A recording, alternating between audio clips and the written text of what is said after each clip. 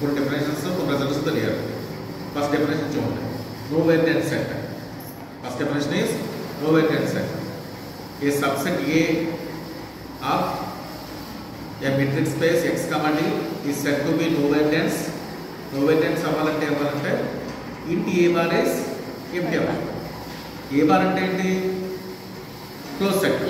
ఇంటి A bar అంటే int అంటే ఓపెన్ సెట్ కాబట్టి ఏ బార్ క్లోజ్ సెట్. ఇంటి ఏ బార్ అంటే the largest open subset of A bar. The largest open subset of A bar. అది అవ్వాలి ఎంటీ అవ్వాలి. అది అలా అయితే అప్పుడు ఆ క్లోజ్ సెట్ ఏమంటాం మనం?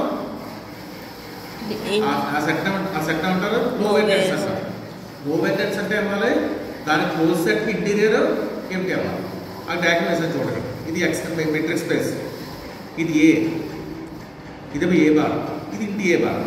ఇంటి ఏ బార్ ఏమన్నా చూడండి, largest closed largest open subset of A bar. ఇది ఏ, ఇది ఏ బార్. ఇది ఇప్పుడు ఇంటి ఏ బార్ ఏమవుతుంది? ఇంటి అంటే ఇప్పుడు ఓపెన్ కదా, largest open subset of A. గాలి డెఫినేషన్ తెలియాలి. ఏ బార్ అనేది ఏంటి? ద స్మాలెస్ట్ క్లోజ్ సూపర్ సెట్ ఆఫ్ ఏ. ఏ బార్ అనేది స్మాలెస్ట్ క్లోజ్ సూపర్ సెట్ ఆఫ్ ఏ. అప్పుడు ఏ బై నోట్ చేశారు ఏ బార్. అది ఇంటెంట్ సబ్సెట్ అవుతుంది ఇప్పుడు. బట్ ఇంటి ఏ బార్ అంటే ఏం చెప్పాలి? The largest open subset of A bar. అది ఏమన్నా మనకి ఎంటీ సెట్ అవ్వాలి. అయితే ఏమంటాం మనం? నో వేరియన్స్ అంటారు. అర్థమైందా? ఇప్పుడు నెక్స్ట్ ఆ నో వేరియన్స్ మీద కొన్ని రిజల్ట్స్ ఉంటాయి. ఈ రిజల్ట్స్ మనం నెక్స్ట్ బేస్ అప్లై చేస్తాం. ఇవి చూడాలి. ఫస్ట్ రిజల్ట్ చూడండి. ఏ కనుక నో వేరియన్స్ సెట్ అయితే ఏమని చెప్తాం? If A is a no వేరియన్స్ డెన్స్ అయితే A bar does not contain ఇది నాన్ ఎంటీ ఓపెన్ సెట్. ఎందుకని ఇంటి ఏ బార్ ఏమవుతుంది రాసాం? ఏ నో వేరియన్స్ అయిపోయాను. ఇంటి ఏ బార్ అని రాశాను నేను, ఎంటీ సెట్ అని రాశాను. ఇంటి ఏ బార్ ఎప్పుడైతే ఎంటీ సెట్ ఉన్నామో A bar does not contain ఇది non empty open set. Next ఇంకొకటి ఏం చెప్పచ్చు? Each non empty open set non empty open set which is disjoint from A. ఎప్పుడైతే A no variance అయిపోయిందో అర్థమైందా? కాబట్టి ఖచ్చితంగా ఏమవుతుంది? ఎక్స్కి ఓపెన్ సెట్ ఉంటుంది. అదేం చేస్తుంది? Non empty open subset contain చేస్తుంది. అర్థమైందా?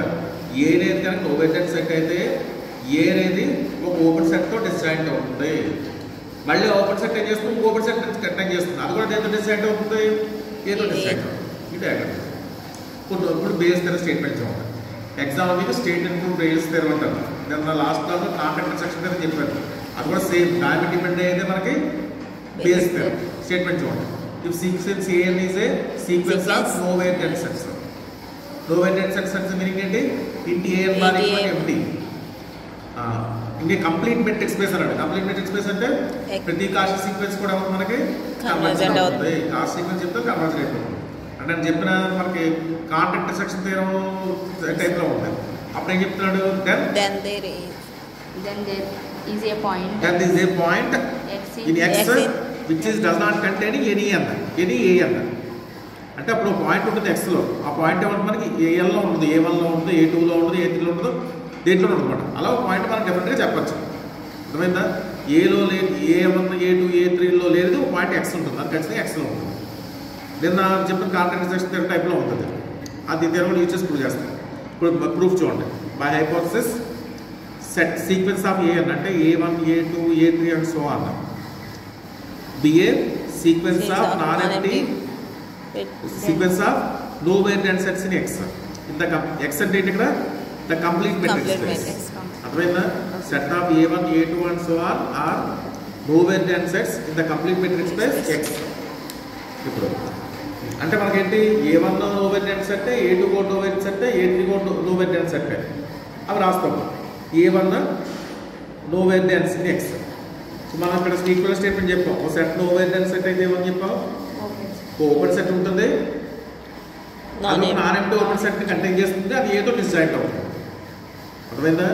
మనకి ఏ అనేది కనుక నో వేరియన్స్ సెట్ అయితే నాన్ ఎంటీ ఓపెన్ సెట్ దొరుకుతుంది. అదేం చేస్తుంది?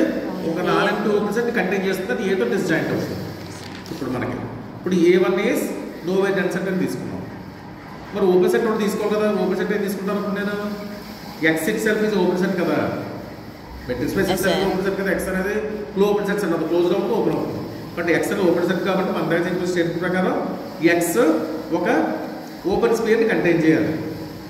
S1 దూరం ఇక్కడ చూడండి, ఎక్స్ ఈజ్ ఓపెన్ సెట్ కాబట్టి X contain open sphere subset of X which is disjoint from A1. అంటే ఎక్స్ అనేది ఓపెన్ సెట్ S1 కంటైన్ చేస్తుంది. అది దేంతో డిస్జాయింట్ అయింది?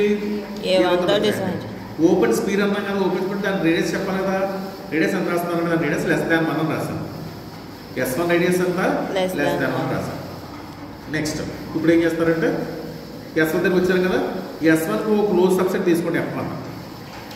S1 క్లోజ్ సబ్సెట్ ఏం తీసుకున్నాను? F1. ఇప్పుడు కన్సిడర్ ఇంటి F1 నాన్ ఎంప్టీ అయింది అనుకోండి, ఇక్కడ రాసి చూడండి, ఇంటి F1 నాన్ ఎంప్టీ అయింది. ఇంటి F1 is non empty. F1 అంటే ఏంటి మనకి? Close set. Close set consider చేయమన్నాం కదా, అది కూడా ఎలా చూడండి, క్లోజ్ సెట్ ఎలా తీసుకున్నాను. ఓపెన్ సెట్కి ఈ క్లోజ్ సెట్ కూడా, ఈ F1 అన్న క్లోజ్ సెట్ కూడా సెంటర్ S1కి ఏది సెంటర్ అదే సెంటర్.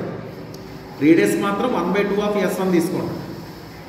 S1 అనేది F1 అనేది క్లోజ్ పేర్ తీసుకోండి, దాని రేడియస్ ఏమో 1/2 రేడియస్ ఆఫ్ S1 తీసుకోండి. నెక్స్ట్ దానికి S1కి F1 సెంటర్ ఉంటాయి, అంటే కాన్సెంట్రిక్ స్పేర్ కింద తీసుకుందాం. అట్లా ఏమంటాం మనం? Concentric spare centre. ఇప్పుడు F1 ఏంటి మనకు క్లోజ్ కదా, ఇంటి F1 ఏముంది ఎప్పుడు ఓపెన్ అవుతుంది. ఇంటి ఓపెన్ చెప్పాను కదా, మళ్ళీ తీవ్రతకి వస్తాం మనం. అంటే ఇంటి F1 అనేది నాన్ ఎంప్టీ అయింది. ఇంటి F1 అనేది క్లోజ్ సెట్, ఇంటి F1 ఓపెన్ సెట్ అయ్యింది. ఇంటి F1 is a open set in X.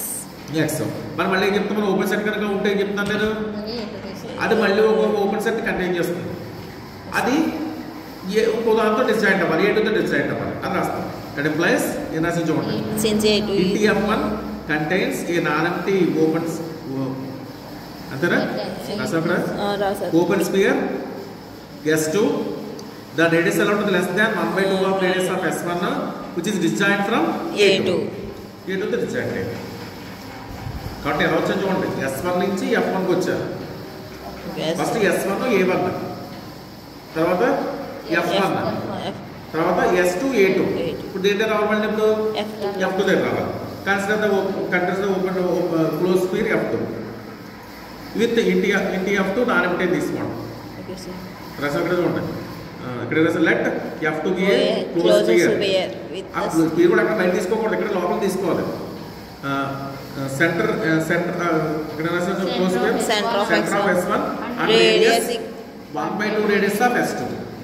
అంటే 1/2 ఇంటూ రేడియస్ ఆఫ్ S2 అని చెప్పాను నేను, 1/2 రేడియస్ ఆఫ్ S1 అని చెప్పాను. అలా 1/2 స్క్వేర్ రేడియస్ ఆఫ్ S1 వచ్చింది. ఇప్పుడు కన్సిడర్ ఇంటి F2 నాన్ ఎంప్టీ తీసుకోండి.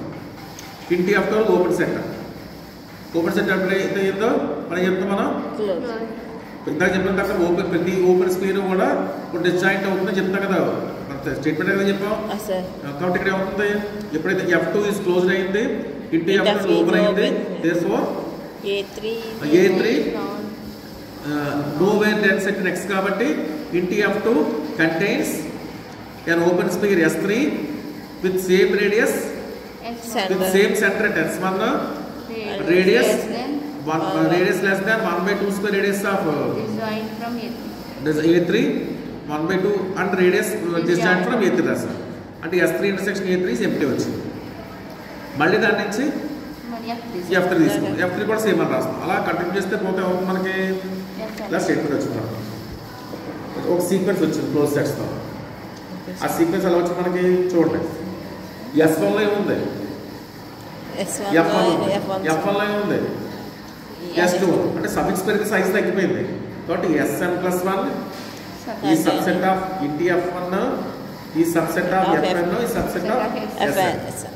నెక్స్ట్ S1 A1 ఎలా ఉన్నాయి, డిస్జాయింట్. S2 A2 ఎలా ఉన్నాయి, డిస్జాయింట్. కాబట్టి Sn+1 ఇంటర్సెక్షన్ An+1 డిస్జాయింట్ అయింది. నెక్స్ట్ అలా సైజ్ ఏమవుతుంది, Fn సైజ్ ఏమో తగ్గిపోతుంది మనకి. అంటే D of Fn less than 1/2 D of Sn, అంటే 1/2 ఇంటూ 1/2 అన్నమాట. అంటే ఇది ఎప్పుడు n సైజ్ పెరిగితే 1/2 సైజ్ ఏమవుతుంది, టెన్స్ టు 0. అర్థమైందా? ఇక్కడ డి ఆఫ్ ఎఫ్ అనేది టెన్స్ టు 0 అయింది. మనకి మెట్రిక్ స్పేస్ మనకి కాంట్రాక్ట్ సెక్షన్ కండిషన్ వచ్చాయి. మనకి సెట్ ఆఫ్ ఎఫ్ అని క్లోజ్ సెట్స్ వాటి డెన్స్ ఏమో టెన్స్ టు 0 అయింది. అప్పుడు ఏం చెప్తుంది మనకి కాంట్రాక్ట్ సెక్షన్ చెప్తుంది intersection of F contains exactly one element అంటే that implies by content section intersection of n is equal to 1 to fn contains exactly one element, but x belongs to intersection of n is equal to 1 to infinity fn రాస్తాం. అంటే x అనేది fn లో ఉంటుంది. fn లో దేంట్లో ఉంటాయి మనకి sn లో ఉంటాయి. But x belongs to sn for all n. అర్థమైందా? కానీ sn లో దేంతో డిస్జాయింట్ అవుతాయి an. But x does not belongs to an for any n. ఎందుకని sn a ను డిస్జాయింట్ కావాలి. Base pair, very important.